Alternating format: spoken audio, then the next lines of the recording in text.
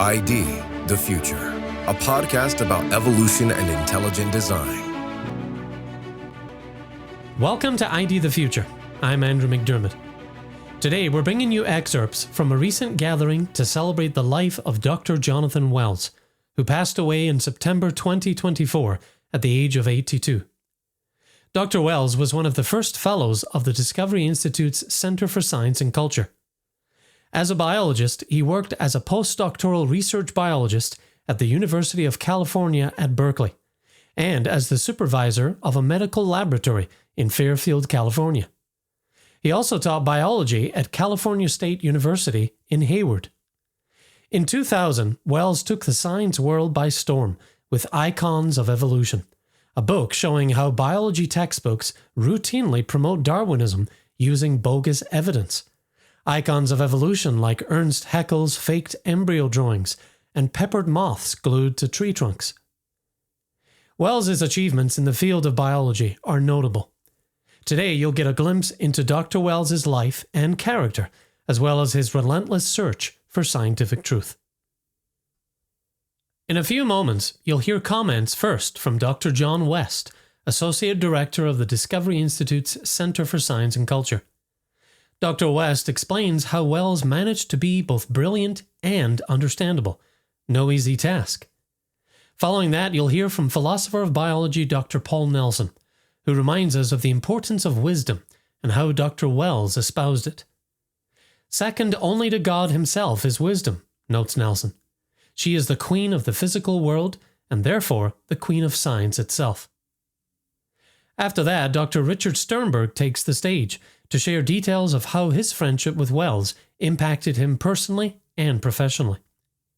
And then Dr. Casey Luskin wraps up these eulogies by giving the perspective of a humble student, one student among the many, both current and former, who have learned the truth about evolution because of Jonathan's work. As he concludes, Dr. Luskin reminds all of us that it's our task now to continue Jonathan's quest to use grace, humor, and evidence-backed science to speak the truth into people's lives. Here now is Dr. John West. Dr. Wells had 2 PhDs, one in religious studies from Yale, the other in molecular and cell biology from UCal Berkeley. He was a husband, father, scholar, teacher, writer, and he was a founding senior fellow of our Center for Science and Culture at Discovery Institute. I actually still remember the time that I first met him when he flew up because they were considering a move to coming up to the Seattle area, and he stayed at our home. And it was really, that still, I have an impression of that, a very positive impression. Jonathan devoted his life to the integrity of science. He often liked to cite Nobel laureate Linus Pauling's injunction that science is the search for truth. And that was Jonathan's view. And you could see it in his openness to following the scientific evidence wherever it led, and also to his passion for exposing shoddy science. Jonathan's book, Icons of Evolution, single-handedly exposed how biology textbooks were misinforming students by recycling endlessly inaccurate and outdated information when teaching about Darwinian evolution. Jonathan's book was so meticulous in its accuracy that it was impossible to ignore. Although the establishment certainly tried, but thanks to Jonathan's book, the New York Times felt obliged to run a story about how biology textbooks were still reusing fake embryo diagrams originating with 19th century German Darwinist Ernst Haeckel. But the Times reporter studiously avoided mentioning Jonathan by name, even though the article is actually based on Jonathan's book. Fortunately, people found out anyway. Jonathan was not only brilliant, he was understandable. And that is no small feat. No disrespect intended, because I know we have a number of scientists in this room, but many scientists can't write. At least they can't write in a way those of us who are non-scientists can understand. Jonathan could write. He could make extremely complicated ideas appear deceptively simple and easy to understand. But that was really because of his own brilliance. C.S. Lewis famously commented that any fool can write learned language, The vernacular is the real test. Jonathan mastered the vernacular. And in fact, that cite from Lewis, I had to look it up because it just kept going through my mind this past week when I was reflecting on Jonathan. Jonathan was not only brilliant, he was also humble and kind. And one of the nicest people you could ever get to know, and I think you'll probably be hearing about some of that today. He cared for others, and as a colleague, he would step up time and again to fill the gap when something needed to be done. Jonathan Wells was one of the wisest people I have ever known. It is interesting to observe how human languages have different words for wise versus intelligent. A German speaker, for instance, will use the good Saxon word weise, which shares its etymology with our wise, whereas klug in German describes someone who is intelligent or shrewd. And this distinction in language has an ancient lineage. Greek mythology, for instance, is marked by many characters who were powerful, intelligent, or clever, but sadly unwise. Think, for instance, of King Midas. However, I want to consider the biblical personification of wisdom, as we find her in Proverbs chapter 8, because that beautiful passage represents to me many of the most admirable and memorable aspects of Jonathan's personality. I met Jonathan in the early 1990s. We were introduced on the UC Berkeley campus by another wise person, Phil Johnson. When I met Jonathan, he had already experienced the equivalent of 2 or 3 or 4 human lifetimes. As a Princeton dropout, Army serviceman, Army rebel, federal prisoner, California mountain hippie, religious believer and advocate, Yale doctoral student, and now Berkeley PhD candidate in cell and molecular biology. Do you know what happens to a person who has that many different experiences and adventures, often as different as night and day? If those experiences don't break you, as happened unfortunately to many young people in the late 1960s and early 70s, they teach you wisdom. Jonathan's wisdom, however, was not motivated only by his rich life. Excuse me. I have what my family calls weepy Norwegian genes. So I'm blaming it on DNA, all right? Jonathan had a heart wide open to the voice of nature, to wisdom herself as we see her depicted in Proverbs. The Lord brought me forth as the first of his works, before his deeds of old. I was formed long ages ago at the very beginning when the world came to be. This, in modern terms, is a scientific setting, a causal account of origins. Of course, it is much more than that. Proverbs 8 is first a philosophical and theological account of origins. It is noteworthy that Jonathan arrived at Berkeley having already completed a theology dissertation at Yale on the Reformed thinker Charles Hodge. Consequently, Jonathan's perception of science was already embedded in the larger and deeper understanding of how the scientific enterprise depended on assumptions which were not themselves scientific. Thus, Jonathan could never give to science the cultural dominance and authority which so many of his intellectual contemporaries granted it.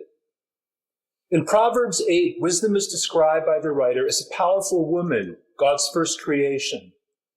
She is then his helper in bringing the rest of the world into existence. She points clearly and unmistakably to her maker.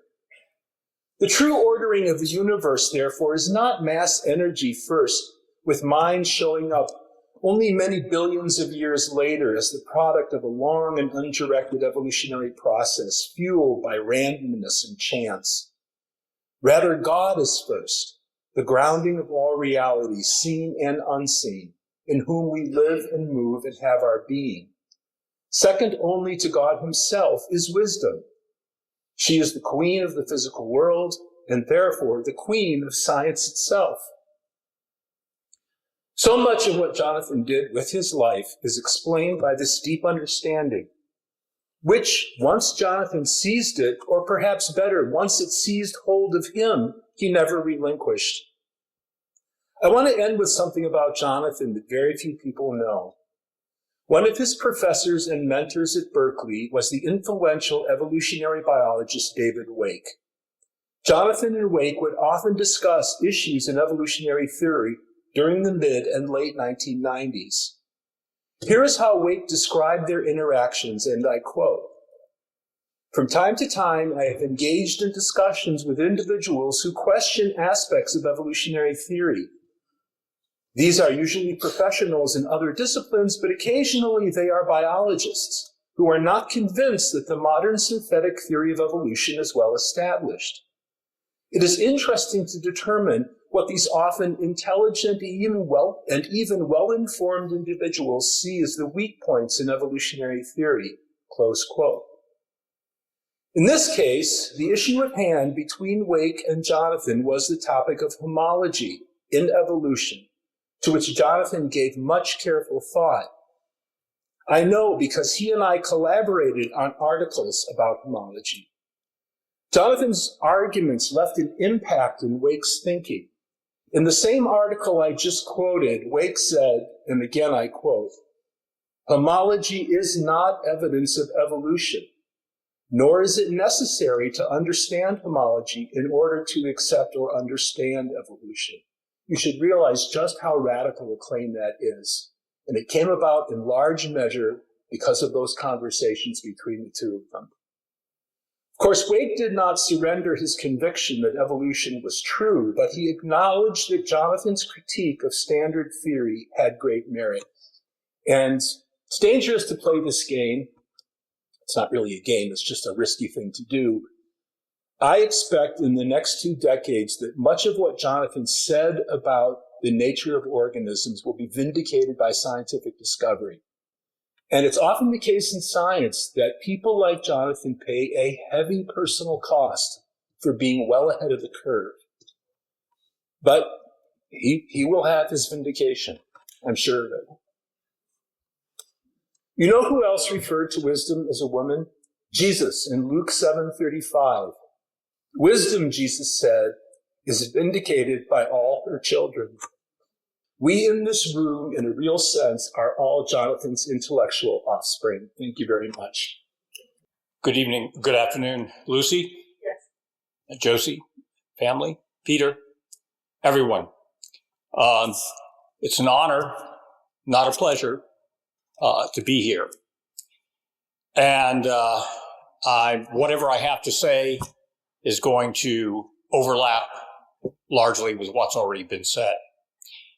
To be very brief, I met Jonathan in 2001. Prior to that, 2 years earlier, after a failed stint in Venezuela, I had returned stateside with my family.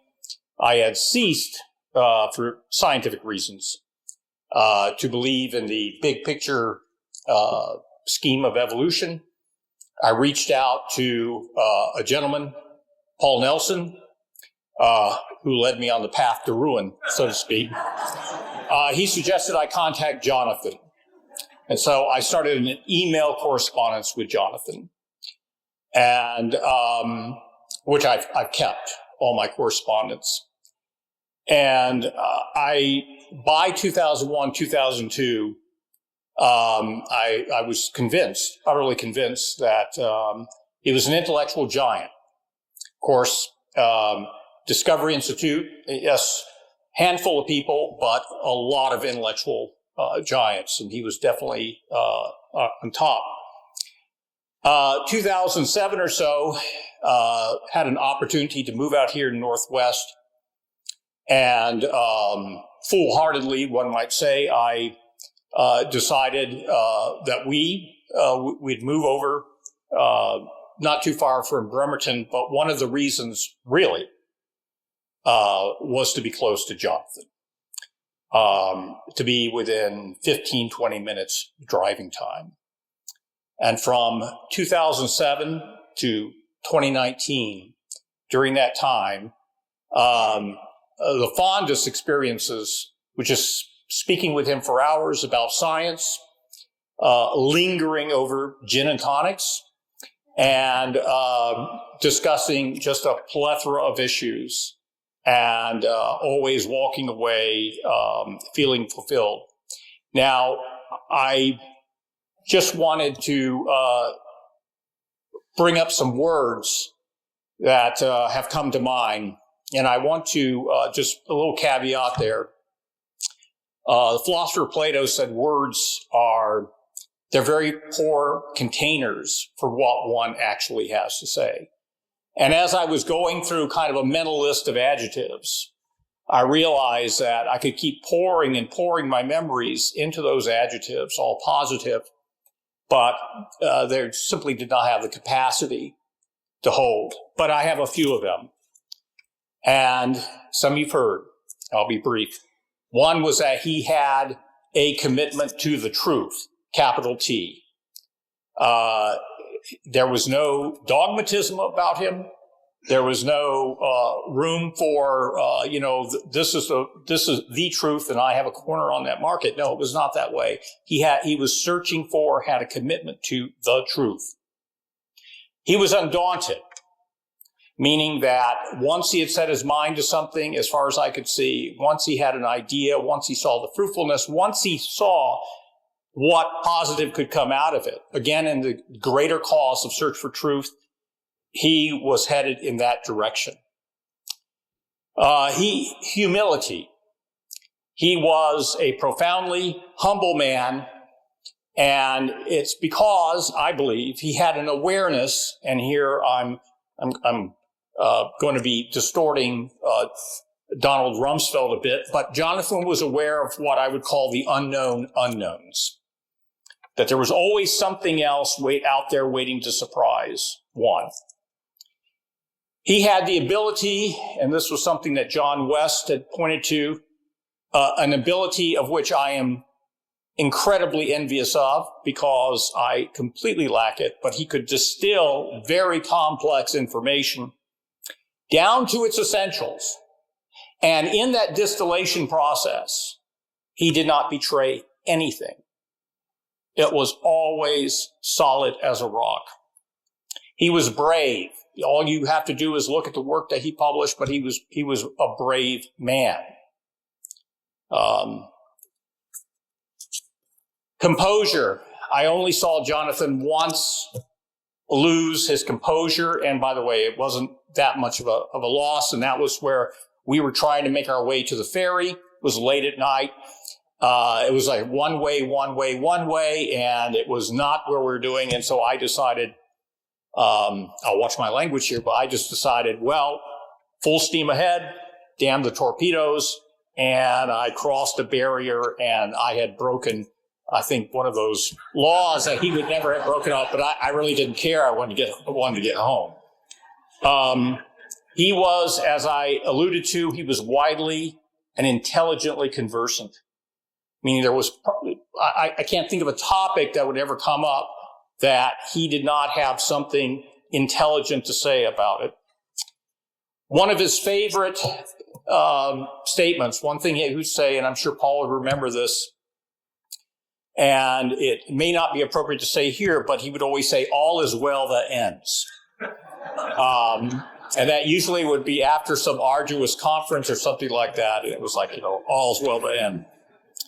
I'll close with saying this, and it's not at all an apt analogy, simply however you want to call it, but as a man, he was a bit of a human iceberg, meaning that no matter how long one could interact with him, spend time, you realize you are really only getting a few % of the actual depth of the person. So these words do not do him any justice. I think they're very poor containers for everything in my heart that I would have to say. But I would say one of the best things in my life was having met and then having become friends with Jonathan Wells. Thank you. I really appreciate what's already been said about Jonathan's brilliance, humility, wisdom, giftings as a scientist and a communicator, and I really can't add anything to that. In fact, I frankly don't feel worthy to be speaking here today, but thank you, Lucy and the family, for letting me be here. But maybe what I can add is the perspective of a student, someone who first met Jonathan as a student and who I'd like to think represents untold students who were similarly encouraged and impacted and blessed by his work. I met Jonathan in the early 2000s. In the late 90s and the early 2000s, I was an undergraduate at the University of California, San Diego, when some fellow science majors and I, who were ID fans, got fed up with the pro-Darwin only indoctrination in our classes. And we started a student group called the Intelligent Design and Evolution Awareness, or IDEA Club for short, where students could get together and have discussions that our classes wouldn't allow. We were just a bunch of kids who had no idea what we were doing, but there was one scientist who always had our back, and that was Jonathan Wells. Jonathan didn't just have a big brain, he had a big heart. And his heart went out to our little student club. He sent us books and bookmarks. You guys remember these 10 questions you can ask your biology teacher bookmarks? He sent these to our club. I think these are actually ones that he sent to our club. I dug these out of the archives this morning. And t-shirts and other propaganda that we could give away at club activities. Jonathan even once flew down to UC San Diego and spent a day speaking on our campus. And he did a great job. He was his normal self. He responded to questioners and critics with grace and hard-hitting fact-based science like he always did. Jonathan had a huge heart for students, and he did a lot to help our little club succeed. Now, one thing I learned about Jonathan in just the last couple years, we would come to visit him and Lucy here in Poulsbo every so often, is that he is full of stories. And every time I would hang out with him, I would learn about some new era of his life that I didn't even know existed. Many of us, we heard him tell stories about his radical days at UC Berkeley. And no, I'm not talking about when he got his PhD in biology there in the 90s. I'm talking about when he was an undergraduate there in the 60s, and he was an agitator and a protester. As we saw, he did jail time. But somewhere between his 2 Berkeley degrees, Jonathan found God, and that changed everything. He was still the Jonathan Wells that God had made him to be, wanting to change the world for the better. But when Jonathan came back to Berkeley for his PhD in the 90s, instead of trying to burn the system down, he wanted to now reform it with the truth. And this too, I think, was motivated by his love for students, that they hear the truth and not be misled like he once was. This love became manifest in his life's greatest academic works.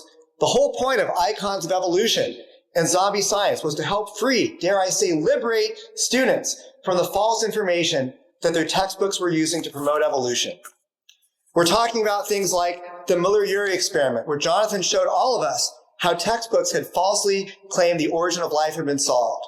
Or Darwin's finches and peppered moths, where Jonathan helped us see that textbooks had failed to demonstrate the grand creative power of natural selection because scientists had only observed minute small-scale changes. And don't forget junk DNA, where Jonathan broke the story about how evolutionists had comically claimed that most of our genome was good for nothing, when literally there were thousands of scientific papers that said otherwise. Then there's my own personal favorite, the ape-to-man icon, where that famous drawing of progressively more and more upright walking hominid creatures turned out to be a fiction based not upon fossils, but a paradigm that always prioritized human evolution over the hard evidence. But the one icon that I think Jonathan will be most remembered for is taking down Haeckel's embryo drawings. These were the drawings that literally have been called fakes and frauds by leading scientists like Stephen Jay Gould and Michael Richardson. But it took Jonathan to show everybody that these embryo drawings had overstated the degree of similarity in their earliest stages to finally make a difference in what was being taught in the textbooks. Jonathan wrote in the American Biology Teacher that, quote, "If evolution is central to our understanding of biology, then it is important that we give our students reliable information about it. Clearly, Haeckel's embryo drawings are not reliable. Students who are taught that teachers constitute evidence for evolution and later learn that teachers misrepresent the facts may feel betrayed by their former biology teachers and develop a distrust of science in general. Yet Haeckel's drawings are still featured prominently in some biology textbooks." He wrote those words in 1999. And guess what? Today, you can't find Haeckel's drawings in textbooks. And I think the credit goes 100% to Jonathan Wells.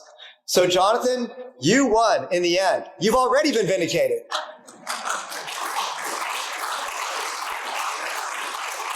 Students aren't learning these false icons anymore, or at least They're hearing them in such smaller numbers, and it's because of Jonathan Wells and his work. But of course, when you go after the main lines of evidence that are used to support evolution, some people aren't going to like that. Jonathan once noted that, quote, if Darwinists could show that my criticisms of the icons were unwarranted, or if they could stop lamely trying to defend the icons and simply replace them with better evidence, I would drop my case. And I think he would have. He didn't do this out of anger, but he went on to say, but Darwinists cannot defend the icons, and they cannot afford to abandon them. So they resort to insults and smears. This is why in the year 2000, when I was a graduate student at Scripps Institution for Oceanography, leading evolution activist Eugenie Scott came into our class and held up the book Icons of Evolution. You know what she said? She said this book was going to be a royal pain in the fanny of evolutionary scientists. You know what? She was exactly right, because Jonathan had boxed them in with evidence and grace, and they had nothing left but smears. And when Jonathan took the abuse, he responded with facts, perseverance, a cheerful spirit, and was always ready with a laugh and a joke. I didn't know Jonathan before the 2000s, but I wonder if his care and concern for students came from maybe his own experience as a student. I wish I could ask Jonathan this question today, and perhaps Lucy, you or others closer to him could help shed some light on this. But was Jonathan's second Berkeley education inspired by the feeling that his first Berkeley education had misled him and taken him down a path that he felt was highly misguided? Whatever the answer, this much I know. Countless students, both current and former, learned the truth about evolution because of Jonathan's work. I was one of them, and so on behalf of those students, today I want to say to Jonathan, thank you. But the task isn't over. Our world is still saturated with misinformation. And now it's our task to continue Jonathan's quest to use grace, humor, and evidence-backed science to bring the truth into people's lives. Thank you, Jonathan, for living such a beautiful and compelling life that showed us precisely what this is supposed to look like. That was Dr. John West, Dr. Paul Nelson, Dr. Richard Sternberg, and Dr. Casey Luskin, sharing some of their memories of Dr. Jonathan Wells at a gathering of friends and family in March 2025. I also recorded longer conversations about Dr. Wells with Dr. Nelson, Dr. Sternberg, and Dr. Luskin, so if you haven't heard those yet, look for them in the archive. And of course, the central place to turn online to learn more about Dr. Wells' books, articles, videos, and his full-length online course is jonathanwells.org. That's jonathanwells.org. For ID the Future, I'm Andrew McDermott. Thanks for listening. Visit us at idthefuture.com and intelligentdesign.org. This program is copyright Discovery Institute and recorded by its Center for Science and Culture.